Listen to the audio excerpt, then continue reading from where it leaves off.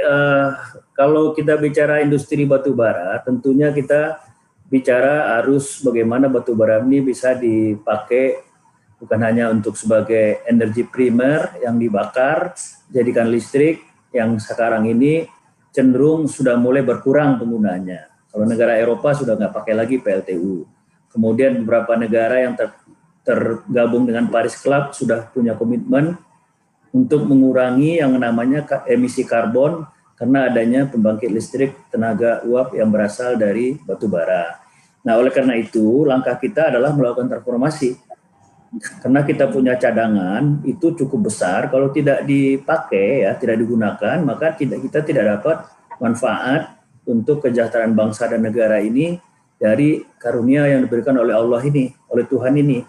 Kita punya cadangan hampir 3 miliar. Nah, salah satunya adalah melalui transformasi antara lain tadi DME, kemudian kita mulai membuat karbon aktif. Nah, karbon aktif ini kita kerjasama dengan ACT dari Australia yang menjadi provider teknologi dan juga sebagai off-taker.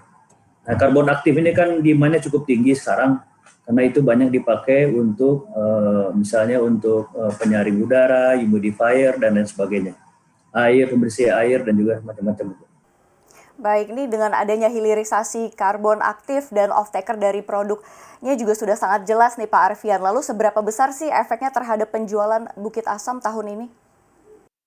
Ya, tentunya kalau nanti proyek ini berhasil ya, kan tahun ini kita belum bisa mengandalkan pabrik ini. Pabrik ini kan perlu waktu untuk pembangunan. Seperti DMB itu baru bisa beroperasi 4 tahun ke depan. Nah, untuk DMB sendiri, kita akan pakai sendiri itu 6 juta ton batu bara untuk menghasilkan 1,8 juta ton DME. Nah, untuk karbon aktif, kita akan menggunakan batu bara sekitar 60.000 ton untuk menghasilkan 12.000 ton karbon aktif.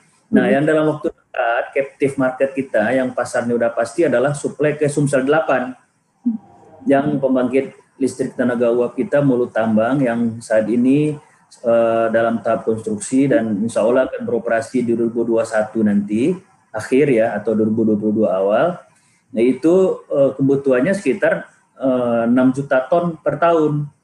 Nah ini tentunya akan meningkatkan nilai penjualan kita selain juga kita mensuplai ke PLN dan pasar-pasar ekspor yang saat ini masih ada permintaan cukup baik. Jangan lupa untuk install aplikasi CNBC Indonesia yang tersedia di App Store dan Play Store dan ikuti terus perkembangan ekonomi bisnis terkini hanya di CNBC Indonesia Beyond Business.